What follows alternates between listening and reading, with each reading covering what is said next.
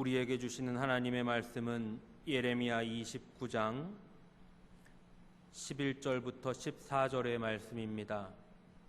구약성경 1096쪽에 있는 예레미야 29장 11절부터 24절의 말씀입니다. 구약성경 1096쪽에 있는 예레미야 29장 11절부터 14절까지의 말씀입니다. 찾으신 말씀을 함께 읽겠습니다.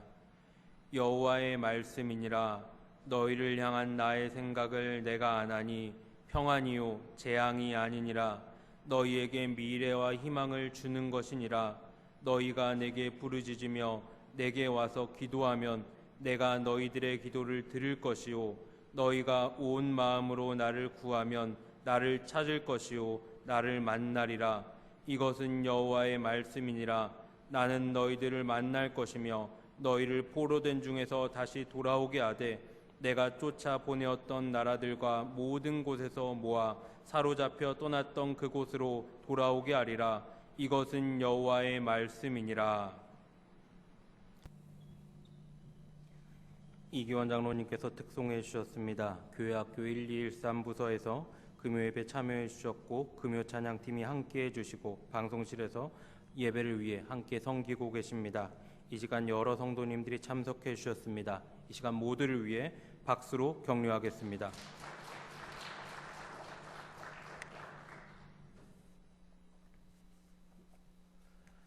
우리는 그 어떤 시대보다 잘 살고 발전한 시대를 살고 있지만 불안전한 시대를 살아가고 있습니다. 조금 앞선 시대만 해도 안정적인 모습들이 있었습니다. 집을 사면 올랐고 좋은 대학에 나오면 취직이 어렵지 않았고 배움이 길지 않아도 성실하게 일하면 인정을 받았고 자기 사업을 꾸렸습니다. 그런데 지금은 내일을 보장할 수 있는 분야가 별로 없습니다. 개인과 국가가 예상하지 못하는 일들이 생겨나고 혼란한 상황 속에서 살아가고 있습니다. 미래를 보장할 수 없고 아니 당장의 내일조차도 평안을 장담하기 어려운 때를 살아가고 있습니다. 흉흉한 소식에 무섭고 두렵습니다. 어려운 사건 사고를 만나면 이 사건 사고가 또 있지 않을까 하는 걱정과 불안이 듭니다. 그러나 우리 하나님은 사랑하는 하나님의 백성들에게 주님의 몸된 교회의 성도들에게 평안을 말씀하십니다. 미래와 희망을 말씀하십니다. 성경의 역사를 보면 하나님은 언제나 하나님의 백성들을 지키셨고 하나님의 백성들에게 인자를 베푸셨으며 하나님의 백성들을 포기하지 않으셨습니다. 가깝게는 우리 개인과 우리 가정과 우리 교회를 돌아보아도 마찬가지입니다. 하나님은 언제나 우리에게 좋은 것을 주셨습니다. 대충 주지 않으셨고 적당한 것 주지 않으셨고 최고의 것을 주셨습니다. 돌아보면 나는 부족했지만 하나님은 충만한 것으로 채우셨고 나는 우둔했지만 하나님은 지혜로우셨고 나는 참지 않고 조급했지만 하나님은 오래 참으셨습니다. 나는 불의했지만 하나님은 의로우셨습니다. 언제나 하나님은 우리를 은혜로 이끄셨습니다. 지금도 이끄시고 우리를 보호하시고 우리를 인도하시는 하나님의 은혜가 큽니다. 과거를 돌아보면 지금보다 혼란한 일들이 있었고 어려운 일이 있었습니다. 아픈 일이 있었고 고통스러운 일이 있었습니다. 돌아보면 내 힘으로 아둥바둥 버텨오고 이겨왔다라는 생각이 들지만 잘 생각해보면 하나님이 이끄셨습니다. 하나님이 나를 건지셨고 하나님이 나와 함께 하셨고 하나님이 나를 포기하지 않으셨고 하나님이 내 손을 붙들고 계셨습니다.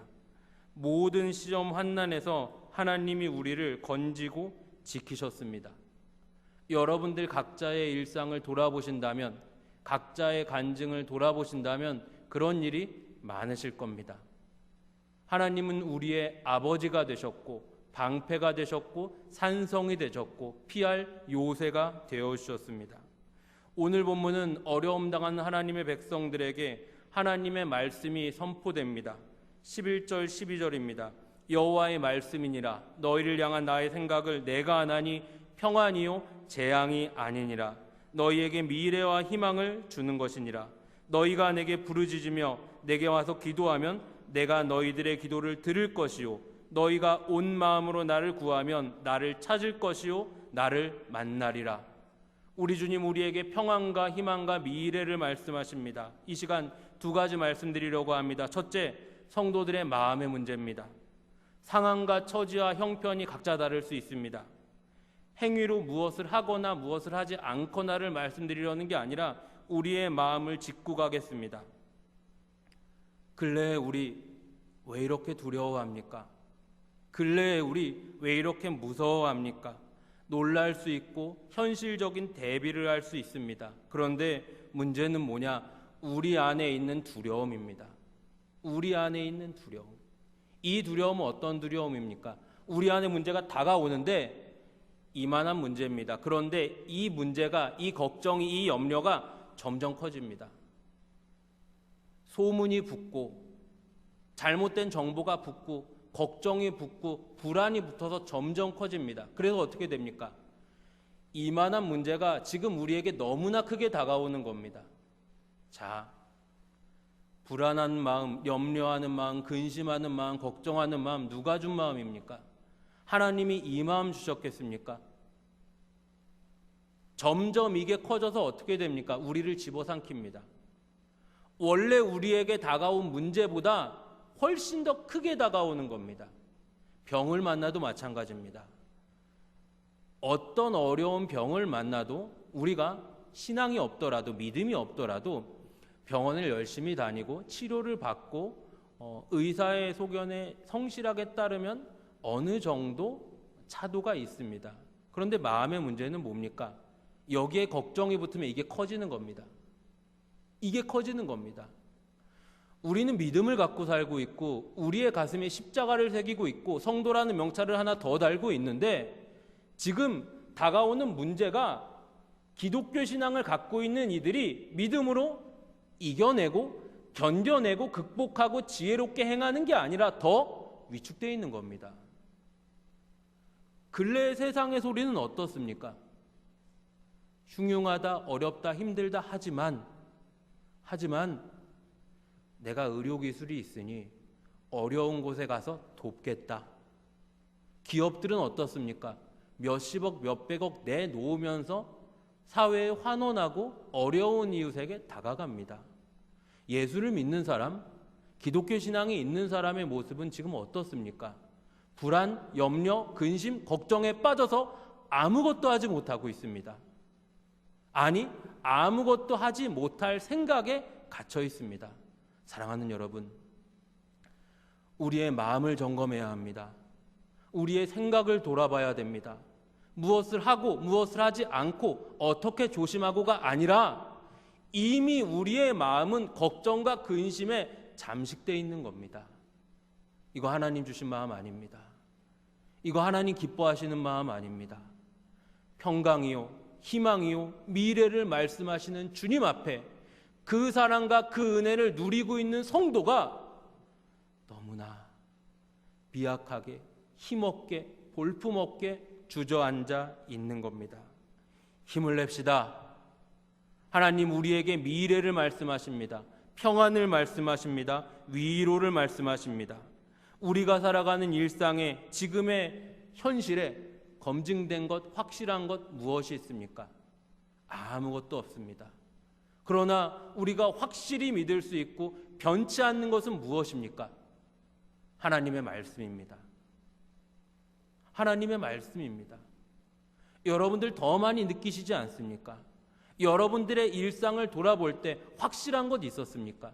믿을 만한 것 있었습니까? 내 모든 걸 던져서 투자할 만한 것이 있었습니까? 변치 않는 것이 있었습니까? 단 하나라도 있었습니까?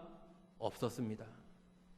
그런데 이것도 변할 것이고 또 바뀔 것이고 변동할 것인데 여기에 너무 무서워하고 있는 겁니다. 아무것도 할 생각조차 못하고 있는 겁니다. 변치 않고 흔들리지 않고 영원한 것 하나님의 말씀입니다. 이 하나님의 말씀은 뭐라고 말씀하십니까? 너희를 향한 나의 생각은 내가 안다. 왜 나라고 합니까? 너희는 모른다. 너희는 모른다. 너희를 향한 나의 생각은 내가 안다. 미래요, 평안이요, 희망이다. 사랑하는 성도 여러분, 아들을 아끼지 않고 죽기까지 사랑하시는 주님께서 우리에게 나쁜 것 주시겠습니까? 악한 길로 인도하시겠습니까? 하나님 우리에게 좋은 것 주십니다. 믿으십니까? 하나님 우리에게 최고의 것을 주십니다. 우리의 일상을 돌아보면, 일상에 살아왔던 발자취를 돌아보면 하나님 언제나 나를 포기하지 않으셨고, 내가 아파할 때 내 손을 붙들고 계셨고, 내가 신음할 때 나를 끌어안고 계셨습니다. 돌아보면 간절한 바람과 소원이 틀렸을 때도 있었지만 하나님의 인도와 도우심은 최고의 것으로, 가장 좋은 것으로 나를 채우셨습니다. 이 상황과 환경 가운데 하나님이 충만한 은혜와 복을 예비하실 겁니다. 마음과 생각을 지키십시오. 교회에 재직이 되는 우리 성도분들, 재직들, 어른으로서 역할을 다하십시오. 하나님 앞에, 사람 앞에보다 하나님 앞에 믿음과 거룩을 지키십시오. 두 번째입니다. 지나갑니다. 뭐가 지나갑니까? 해 아래 모든 것이 지나갑니다. 푸른 마르고 꽃은 시드나 하나님의 말씀만이 영원하다고 했습니다. 이 땅의 모든 것이 지나갈 겁니다.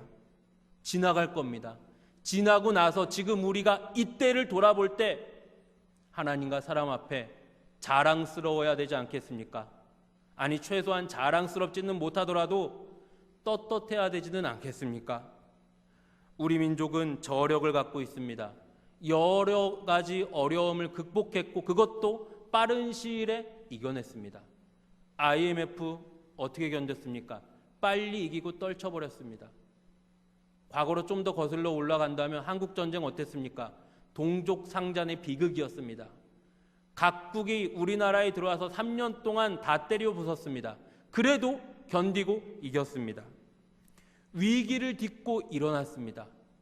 이 상황 지나갈 겁니다. 지나갈 겁니다. 위기를 만나면 사람 두 가지로 갈립니다.